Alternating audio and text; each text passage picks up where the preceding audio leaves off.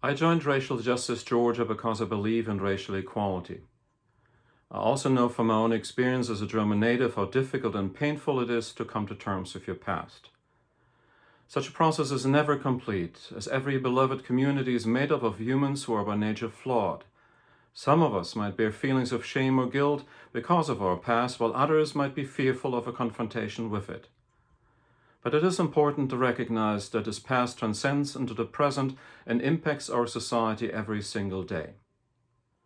I am convinced that the descendants of the victimizers, just like the descendants of the victims, are prisoners of their ancestors' experiences and the environments they grew up in for as long as our society has not been able to come to terms with its past.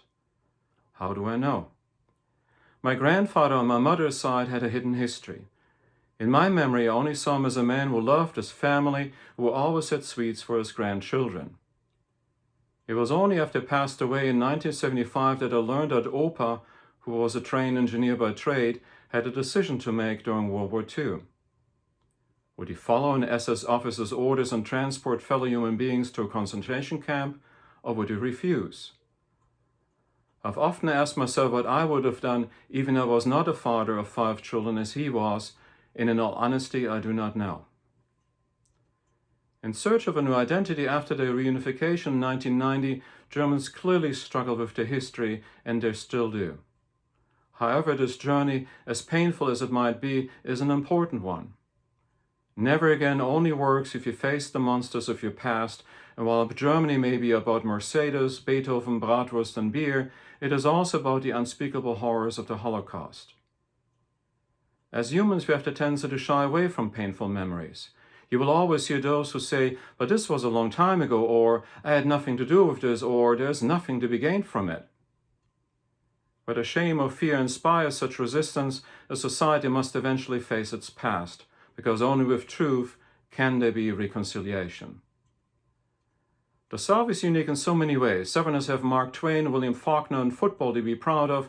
They love their sweet tea, collard greens, cornbread, and pecan pie, and they are renowned for their hospitality. But there's also the South's history regarding slavery, lynching, and convict leasing. In 2018, the story of an unusual friendship between 2 women surfaced.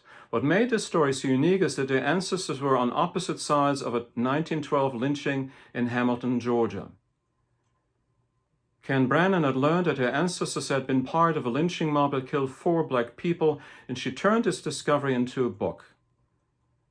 Jackie Jordan Irvine read her book and realized that a great uncle of hers was one of the victims. Mrs. Irvine reached out to Mrs. Brannon, they met and shared their painful histories, and they became friends.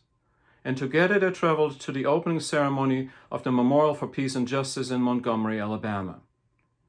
These 2 courageous women realized, as I did regarding my own history, they were not defined by the actions of our ancestors, but by the lessons we learned from our past, because in the end, only the truth will set us free.